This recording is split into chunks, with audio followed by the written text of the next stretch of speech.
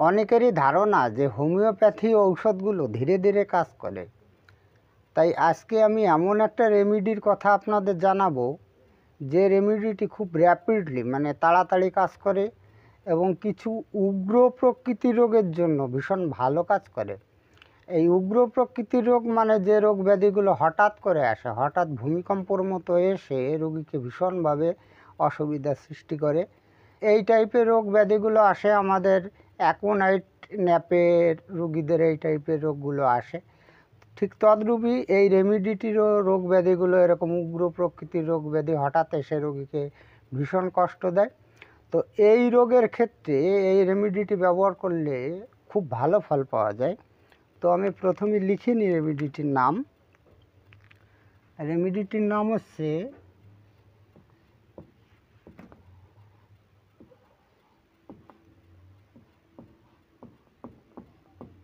অ্যামিল নাইট্রোসাম। ঠিক আছে, অ্যামিল নাইট্রোসাম। এবার এই অ্যামিল নাইট্রোসাম যে রেমিডিটি, এই রেমিডিটি সম্পর্কে যদি বিস্তারিত তথ্য জানতে হয় তাহলে আগে জেনে নেওয়ার প্রয়োজন যে এই রেমিডিটি কী দিয়ে তৈরি।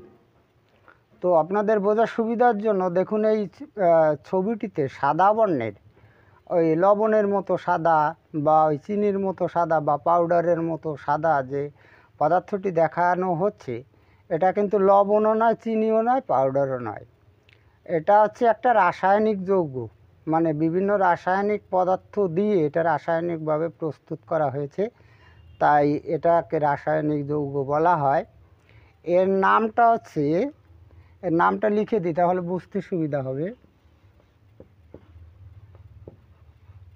অ্যামিল নাইট্রাইট, এটার নাম হচ্ছে অ্যামিল নাইট্রাইট, এটার নাম দেওয়া হয়েছে অ্যামিল নাইট্রাইট। এবার এই অ্যামিল নাইট্রাইটের একটা সংকেত আছে, যারা রসায়ন নিয়ে পড়াশোনা করেছেন তারা বুঝবেন। এটা সংকেত হচ্ছে C5H11ONO, এটা হচ্ছে এটার সংকেত। এবার এর থেকে রাসায়নিক প্রক্রিয়ায় আমাদের এই অ্যামিল নাইট্রোসাম ঔষধটি প্রস্তুত হয়। এবার নিশ্চয়ই আপনাদের জানতে ইচ্ছা করছে যে এই ঔষধটি আমরা কোন রোগের ক্ষেত্রে ব্যবহার করতে পারি। তো এই ঔষধটি আমরা কয়েকটি রোগের জন্য ব্যবহার করতে পারি এবং সেই সমস্ত রোগে একেবারে অব্যর্থ ফল দেয়। তো সেই রোগগুলো কি আমি সহজভাবে বর্ণনা করি। মুখে এবং মাথায় এবং ধমনীতে রক্তাধিক্য। রক্তাধিক্য মানে কি, এই মুখে, মুখমণ্ডলে, মাথায় আর ধমনীর মধ্যে মানে রক্ত উঠে যায়। এবার রক্ত উঠে গেলে আপনি বুঝবেন কি করে, মুখমণ্ডল লাল বর্ণ হয়ে যাবে, মাথাটা লাল বর্ণ হয়ে যাবে, গরম হয়ে যাবে, মাথার মধ্যে দপদপ করবে, ওই যে আমাদের ঠিক বিলাডনার মতো। তো এবং শিরার মধ্যেও এরকম রক্তাধিক্য হয়ে শিরা ফুলে যায়, সেই সমস্ত রোগের জন্য ব্যবহার করা যায়।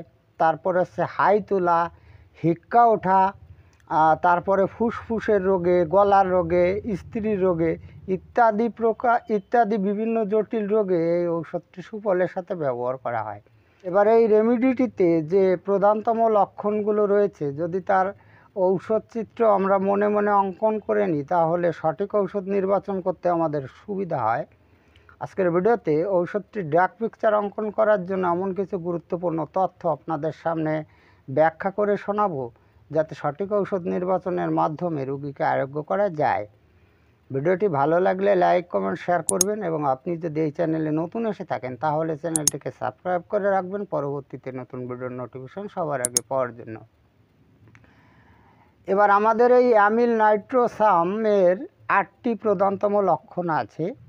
ঔষধ নির্বাচন করতে এগুলোর গুরুত্ব অপরিসীম, তাই আপনাদের কাছে আমি রিকোয়েস্ট করব আপনারা ভিডিওটি না টেনে যদি এই প্রধানতম 8টি লক্ষণ একটু মনোযোগ দিয়ে শোনেন তাহলে রোগীর জন্য একেবারে সঠিকভাবে ঔষধ নির্বাচন করতে পারবেন। এই অ্যামিল নাইট্রোসাম ঔষধটি ব্যবহার করতে হলে মোটামুটি 3টি বিষয় আপনাকে নজর রাখতে হবে। আমি লিখে দিচ্ছি এই 3টি বিষয় কি। একটা হচ্ছে হাই তোলা, ওই রুগীরা হাই তোলে না। নাম্বার 2তে লিখি হিক্কা। রুগীরা এই হিক্কা ওঠে, হিক্কা। নাম্বার 3-তে রক্তাধিক্য,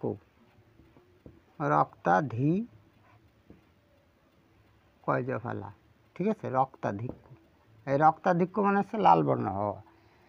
এই ঔষধটি যদি আপনি ব্যবহার করতে চান তাহলে এই 3টি কথা থাকতে হবে। ওই নরেন বন্দ্যোপাধ্যায়ের মতো বলতে হয়, মানে আপনি যে রোগেই ব্যবহার করুন না কেন, এই যে 3টি কথা, এই 3টি কথা একসঙ্গে নাও থাকতে পারে, 2টি থাকতে পারে, 1টি থাকতে পারে। সেই রোগে আপনি মাথার রোগেও যদি ব্যবহার করতে চান তাহলে হয় হাইতোলা থাকতে হবে, নাহলে হিক্কা থাকতে হবে, নাহলে রক্তাধিক্য থাকতে হবে। যদি আপনি ফুসফুসের রোগে ব্যবহার করতে চান তাহলে এই 3টের একটা হোক, 2টো হোক, 3টে হোক, থাকতে হবে, তাছাড়া ব্যবহার করা যাবে না। এবার আমরা চটপট করে জেনে নিই যে এর প্রধানতম 8টি লক্ষণ কি রয়েছে। প্রধানতম লক্ষণ 1-এ জানি, 1-এ রয়েছে মন, অর্থাৎ আমাদের এই অ্যামিল নাইট্রোসামের রোগীদের মানসিক অবস্থাটা কেমন থাকে। মানসিক অবস্থায় থাকে আতঙ্কগ্রস্ততা। এবার এই আতঙ্কটার থাকে কি নিয়ে, হঠাৎ কিছু একটা অঘটন ঘটে যাবে, রুগীরা এই নিয়ে মনের মধ্যে একটা আতঙ্কগ্রস্ততার মধ্যে থাকে। আরও সুন্দর লক্ষণ আছে, আমাদের পালসেটিলার রুগীরা যেমন খোলা বাতাসের আকাঙ্ক্ষা করে, তারা খোলা বাতাসে থাকতে চায়, বদ্ধ করে থাকতে চায় না, ঠিক তদ্রূপই এই অ্যামিল নাইট্রোসামের রুগীরা খোলা বাতাসে থাকতে চায়। এবার নাম্বার 2-তে জানি মাথা সম্পর্কে, মাথা রোগেও ব্যবহার করা হয়। এবার মাথা রোগে কী লক্ষণটি থাকতে হবে, মাথায় রক্তাধিক্য, মানে মুখমণ্ডলে রক্তাধিক্য আর মাথায় রক্তাধিক্য যদি হয়ে যায় তাহলে মুখমণ্ডল এবং মাথা কিন্তু লাল বর্ণের হয়ে যাবে। একেবারে সেম লক্ষণ আমাদের বেলেডোনায় আছে। এছাড়াও যদি মহিলাদের ক্ষেত্রে এই ঘটনাটি ঘটে, মানে এই রক্তাধিক্য যদি মহিলাদের ক্ষেত্রে ঘটে মুখে এবং মাথায়, এবং সেটা পিরিয়ডের সময়, মানে মিন্স পিরিয়ডের সময়, তাহলে আমাদের এই অ্যামিল নাইট্রোসামে একেবারে অব্যর্থ ফল পাবেন। এবার নাম্বার 3-তে জানবো গলা সম্পর্কে। গলা রোগে ওটা ব্যবহার করা হয়। এবার এই গলার রোগে আপনি কোন ধরনের লক্ষণ পাবেন, গলা সংকোচন বোধ করে, মনে হয় যেন গলার ভিতরটা চেপে গেছে, সংকোচন বোধ করে। তো রুগীরা এই জামার কলার ভীষণ টাইট করে বাঁধা আছে এরকমটি অনুভব করে। আমাদের ল্যাকেসিসে কিন্তু এই লক্ষণটি আছে। তো অ্যামিল নাইট্রোসাম আপনি গলার রোগে যদি ব্যবহার করতে চান তাহলে গলার এই সংকোচন বোধ এবং গলায় কিছু টাইট করে বাঁধা আছে, যদি মহিলা হন তাহলে কাপড় দিয়ে বা ওড়নার দিয়ে টাইট করে বাঁধা আছে, এরকমটি অনুভব করা, এই লক্ষণটি থাকা চাই। নাম্বার 4-এ জানবো ফুসফুস সংক্রান্ত লক্ষণে। এই ফুসফুসের রোগেও ব্যবহার করা হয়। তো সেক্ষেত্রে হাঁপানি এবং শ্বাসকষ্টের জন্য ব্যবহার করা হয়। এবার হাঁপানি আর শ্বাসকষ্টে যদি ব্যবহার করতে চান তাহলে হাঁপানি থাকুক বা শ্বাসকষ্টই থাকুক বা দুটোই থাকুক, বুকের মধ্যে চাপ বোধ, এই লক্ষণটি থাকতে হবে। আর রুগীদের কাশি হয়, এই অ্যামিল নাইট্রোসামের রুগীদের কাশি হয়, মানে এত পরিমাণে কাশি হয় মনে হয় রুগীদের দম বন্ধ হয়ে যাবে, মানে দম আটকে রুগীরা মারা যাবে, এরকমটি অনুভব করে। এবার নাম্বার 5-এ জানবো হার্ট সম্পর্কে। হার্টের রোগেও ব্যবহার করা হয়। এবারে হার্টের রোগে আপনি কোন ধরনের লক্ষণ পাবেন, এই হার্টের জায়গাটা, হার্ট তো এইখানে থাকে, হার্টের এইখানটায় পেইন হয়, অস্বস্তি বোধ হয়, এবং রুগীরা যদি সামান্য একটু উত্তেজিত হয়, সামান্য পরিমাণে উত্তেজিত হয়, তাহলে প্যালপিটেশন শুরু হয়ে যায়, মানে বুক কাঁপা শুরু হয়ে যায়। যদি আপনি হার্টের রোগে ব্যবহার করতে চান তাহলে এই লক্ষণটি থাকা চাই। নাম্বার 6-এ জানবো হাত পা সংক্রান্ত লক্ষণে। এই হাত পায়ের লক্ষণে আমরা দেখব যে সারা শরীর মোচড় দেয়, হাত পা মোচড় দেয়, সারা শরীরও মোচড়ায়, মানে মোচড়ায়, এরকম যেন মোচড়াচ্ছে, এরকমটি আমরা এই লক্ষণ পাবো। এছাড়াও শিরা শিরাগুলো ফুলে যায়। তারপরে হচ্ছে বাতের ব্যথা এবং এই হাতের এবং পায়ের আঙুলের ব্যথায়ও এই রেমেডিটি ব্যবহার করা হয়। এবার নাম্বার 7-এ জানবো স্ত্রী রোগেও আমাদের এই অ্যামিল নাইট্রোসাম ওষুধটি ব্যবহার করা হয়। এবার স্ত্রী রোগের ক্ষেত্রে আমরা কোন ধরনের লক্ষণ পাবো, একটু ব্যতিক্রমধর্মী লক্ষণ আছে। পিরিয়ডের সময়, মানে মিন্স পিরিয়ডের সময়ে এই চোখ দিয়ে আর মুখ দিয়ে মনে হয় যেন আগুনের ঝলক বের হয়, মানে গরম বের হয়, এছাড়া এই যে মুখমণ্ডল, মাথায় রক্তাধিক্য হয়, মানে লাল বর্ণ হয়, এই সমস্ত লক্ষণগুলো অবশ্যই পাবেন। আমি প্রথম দিকে বলে গেছি। তো যে সমস্ত মহিলারা পিরিয়ডের সময়ে চোখ মুখ দিয়ে কেমন যেন আগুনের ঝলক বেরোচ্ছে, মুখমণ্ডল মাথা লাল বর্ণের হয়ে যাচ্ছে, মাথায় দপদপ বেদনা হচ্ছে, সেই ক্ষেত্রে আপনি চোখ বন্ধ করে অ্যামিল নাইট্রোসাম ঔষধটি ব্যবহার করতে পারেন। এবার আমি সর্বশেষ নাম্বার 8-এ জানাবো ঔষধের শক্তি আর ডোজ।